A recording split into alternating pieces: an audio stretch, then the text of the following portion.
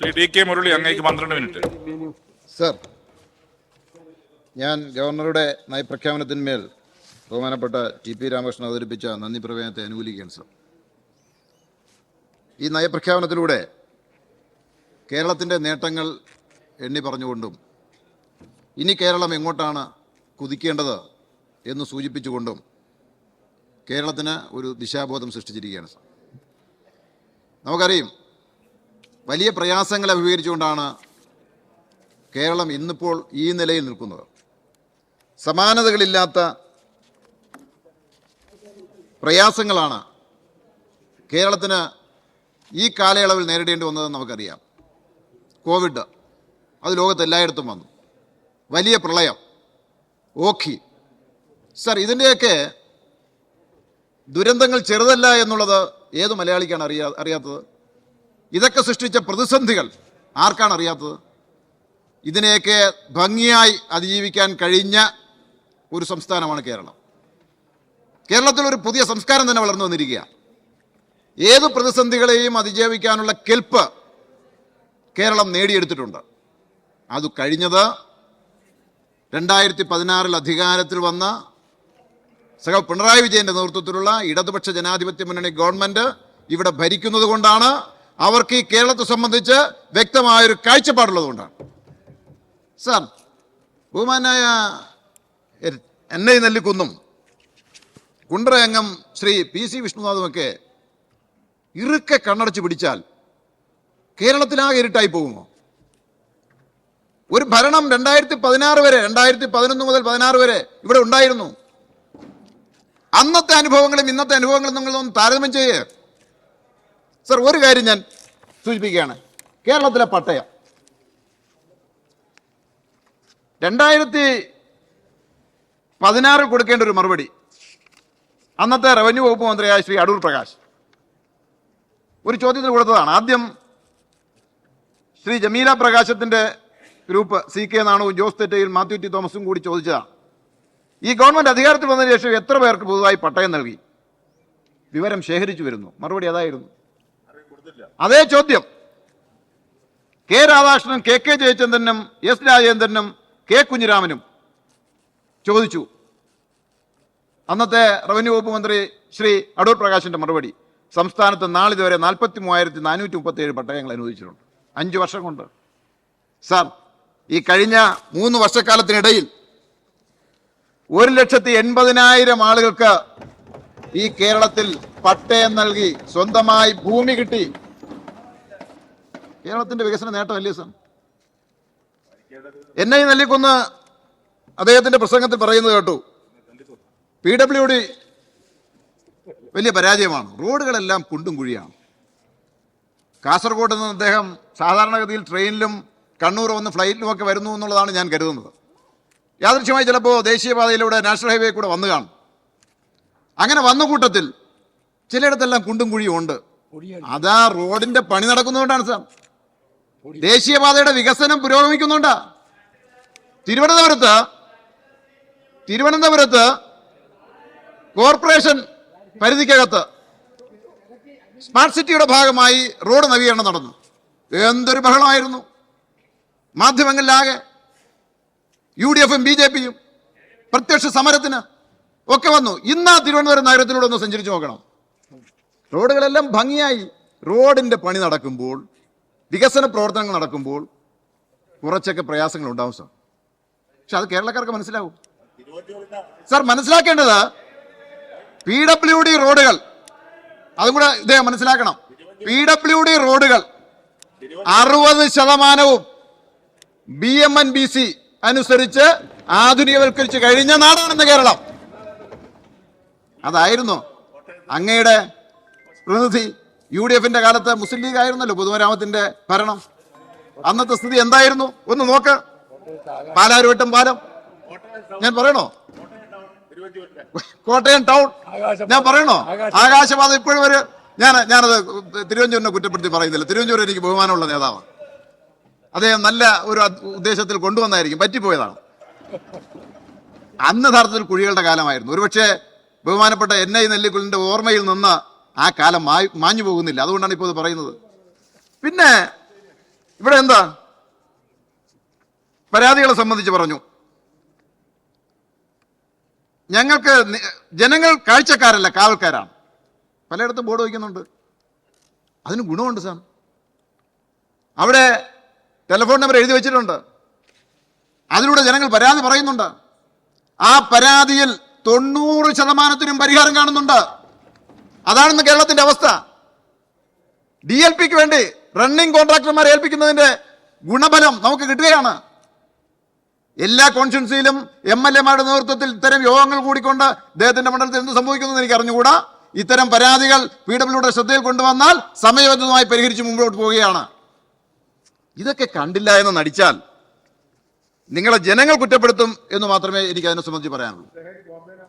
പിന്നെ വിദ്യാഭ്യാസ വകുപ്പിനെ സംബന്ധിച്ച് അങ്ങ് പറഞ്ഞു. ഞാൻ ചോദിക്കട്ടെ, ഇന്ന് ഇന്ത്യയിൽ വിദ്യാഭ്യാസ രംഗത്ത് തല ഉയർത്തിപ്പിടിച്ച് നിൽക്കാൻ നമുക്കാകുന്നില്ലേ?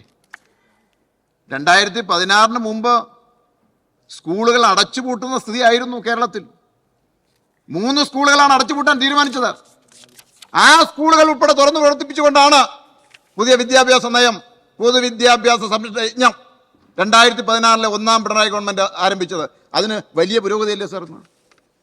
കേരളത്തിൽ നമ്മുടെ എല്ലാ മണ്ഡലങ്ങളിൽ പൊതുവിദ്യാലയങ്ങളിലെ ഭൗതിക സാഹചര്യം ഒട്ടേറെ മെച്ചപ്പെട്ടിട്ടില്ലേ? നല്ല കെട്ടിടങ്ങൾ വന്നില്ലേ? സ്മാർട്ട് ക്ലാസ് റൂമുകൾ വന്നില്ലേ? ഹൈടെക് വിദ്യാഭ്യാസം നമുക്കിന്ന് പുതിയ തലമുറയ്ക്ക്, സാധാരണ ജനങ്ങളുടെ വീട്ടിലെ കുട്ടികൾക്ക് നൽകാനാകുന്നില്ലേ? സമയത്ത് പാഠപുസ്തകം കൊടുക്കുന്നില്ലേ?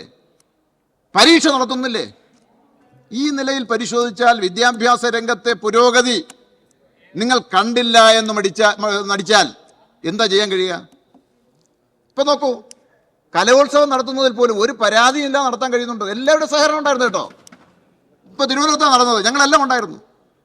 വിദ്യാഭ്യാസ വകുപ്പ് മന്ത്രിയുടെ നേതൃത്വത്തിൽ നല്ല പ്രവർത്തനം നടത്തി, സുതാര്യമായ ജനാധിപത്യപരമായ സംഘാടന പ്രവർത്തനം നടത്തി, ഒരു പരാതിയുമില്ലാതെ കേരളത്തിൽ കലോത്സവം നമുക്ക് അവസാനിപ്പിക്കാൻ കഴിഞ്ഞു.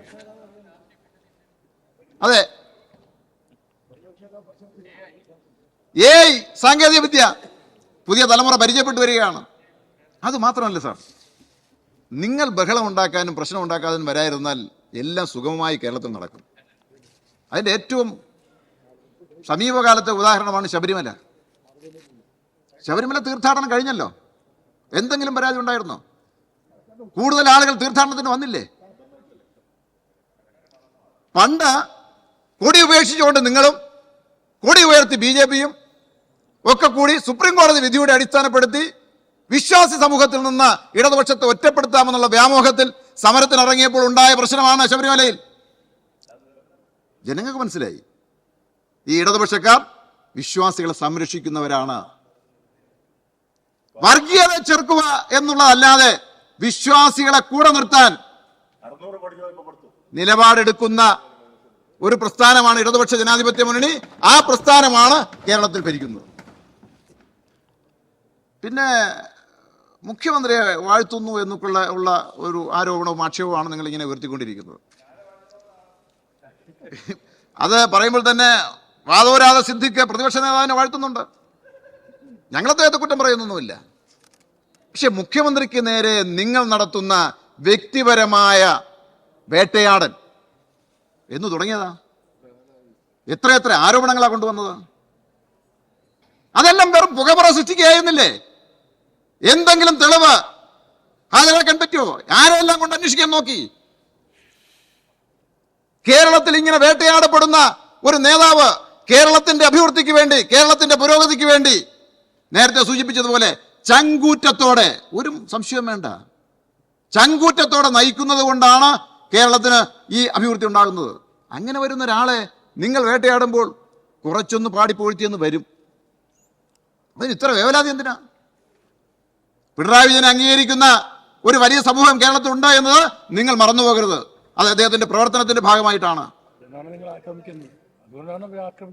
ഏത് പ്രതിസന്ധിയിലും, കേരളത്തിനൊരു പ്രതിസന്ധി ഉണ്ടാവട്ടെ, ഒരു അപകടം ഉണ്ടാകട്ടെ, വ്യക്തികൾക്ക് അപകടം ഉണ്ടാകട്ടെ, അദ്ദേഹത്തിന്റെ നേതൃത്വ പാടവം, അദ്ദേഹത്തിന്റെ മാനവീയത അവിടെ ഉയർന്നു കാണും.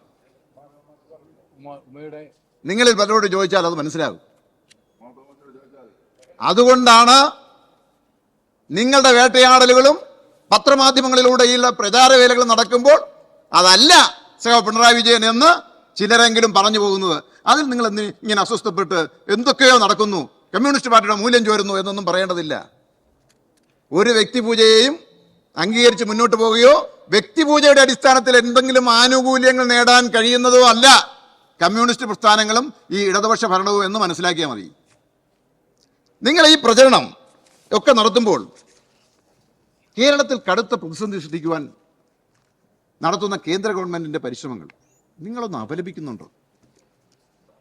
ഇപ്പോൾ വില്ലേജ് റോഡുകളുടെ പുനരുദ്ധാരണ പണി വന്നപ്പോൾ കുറഞ്ഞുപോയി എന്നൊക്കെ പരാതി പറയുകയാണ്. ഈ കേരളം എന്ന സംസ്ഥാനത്തെ ശത്രുതാ മനോഭാവത്തോടു കൂടിയല്ലേ കേന്ദ്രം കാണുന്നത്? 10ാം ധനകാര്യ കമ്മീഷന്റെ വിഹിതം നമുക്ക് 3.875% 15ാം ധനകാര്യ കമ്മീഷനിലോ 1.92. ഞാൻ ചോദിക്കട്ടെ, ഈ വെട്ടിക്കുറവ് കേരളത്തിലെ ജനങ്ങളെയല്ലേ ബാധിക്കുന്നത്? കേരളത്തിലെ ജനങ്ങൾക്കിടയിൽ പ്രവർത്തിക്കുന്നവരല്ലേ പ്രതിപക്ഷം? നിങ്ങൾ പറയുന്നു ഞങ്ങൾ സമരത്തിന് വരാമെന്ന്. ഏത് സമരത്തിന് നിങ്ങൾ വന്നു? മുഖ്യമന്ത്രിയുടെ നേതൃത്വത്തിൽ ഡൽഹിയിൽ സമരം നടത്തി. ഇന്ത്യ മുന്നണിയിലെ പലരും വന്ന് അതിന് അഭിവാദ്യം ചെയ്തു, പിന്തുണ പറഞ്ഞു. നിങ്ങൾ വന്നോ? നിങ്ങളെ വിളിച്ചില്ലേ? എംപിമാരെല്ലാം കൂടി ചേർത്ത് നിവേദനം കൊടുക്കാൻ നിങ്ങളോട് അഭ്യർത്ഥിച്ചു. നിങ്ങൾ സഹകരിച്ചോ? നിങ്ങൾ കരുതുന്നതാണ് കേരളം നശിക്കട്ടെ. കേരളത്തിലെ ജനങ്ങൾക്ക് മുമ്പിൽ വെല്ലുവിളിക്കുകയാണ് നിങ്ങൾ. അതിൽ BJPയും നിങ്ങളും തമ്മിൽ ഒരു വ്യത്യാസവുമില്ല. എൻ്റെ നാട്ടിൽ പണ്ടൊരു ചട്ടമ്പിയുണ്ട്, 2 ചട്ടമ്പിമാർ. പഴയ കഥയാണ്. മേലെ മുക്കിൽ നിന്ന് ഒരാൾ ഭരണം തുടങ്ങും, കീഴേ മുക്കിൽ നിന്ന് മറ്റൊരാൾ. പൗട്ടനും സദാനന്ദനും എന്നാണ് അവരെ പേര്. അത് വിളിപ്പേരാണ്, സാങ്കല്പിക പേരുകളാണ്. ഒരു മേലെ മുക്കിൽ നിന്ന് ജംഗ്ഷൻ വരെയുള്ള കടകളുടെ മറ്റുമെല്ലാം ചുമതല ഒരു ചട്ടമ്പിക്കാണ്, പൗട്ടന്. ഇപ്പുറത്തുള്ളത് സദാനന്ദൻ. ആളുകൾ ധരിച്ചു വെച്ചിരിക്കുന്നത് എന്താണെന്നറിയോ? ഇവരെ കൊണ്ടാണ് ഓരോ തെരുവും ഇങ്ങനെ സംരക്ഷിക്കപ്പെടുന്നതാണ്. രണ്ടുപേരും 2 സമയത്താണ് ഭരണം മുഴുവൻ നടത്തുന്നത്. ഒരു ദിവസം യാദൃശ്യമായി ഒരേ സമയത്ത് 2 പേരും കൂടെ കവലയിൽ വന്ന് മുട്ടി. ജനങ്ങൾ അന്തം വിട്ട് നിൽക്കുക. ഇപ്പോൾ രക്തച്ചൊരിച്ചിൽ നടക്കും. 2 പേരും കത്തിയൂരി മുഖത്തോട് മുഖം നോക്കി അളിയാന്നും പറഞ്ഞ് കെട്ടിപ്പിടിച്ചു. പിന്നെ 2 പേരും കൂടി ചേർന്നാണ് ജനങ്ങളെ വെല്ലുവിളിക്കുന്നത്. കേരളത്തിന്റെ പൊതുമണ്ഡലത്തിൽ ഇതാണ് സ്ഥിതി. BJPയും UDFും ഇത്തരത്തിൽ ഒന്നിച്ചു നിന്ന് തോളോട് തോൾ ചേർന്ന കാഴ്ചയാണ് നമ്മൾ കണ്ടുകൊണ്ടിരിക്കുന്നത്. ഈ കേരളത്തിലെ ജനങ്ങളെ വെല്ലുവിളിക്കുകയാണ്, കേരളത്തിന്റെ വികസനത്തെ തടസ്സപ്പെടുത്തുകയാണ്, കേരളത്തിന്റെ അഭിവൃദ്ധിയെ തടസ്സപ്പെടുത്തുകയാണ്. ഇതിനെതിരായിട്ടുള്ള ഒരു സമീപനമാണ്, അതിനുതകുന്ന നയപ്രഖ്യാപനമാണ് ഇവിടെ നടത്തിയത്. അതുകൊണ്ട് തന്നെ ആ നന്ദി പ്രമേയത്തെ ഞാൻ വീണ്ടും അനുകൂലിച്ചുകൊണ്ട് എൻ്റെ വാക്കുകൾ അവസാനിപ്പിക്കും.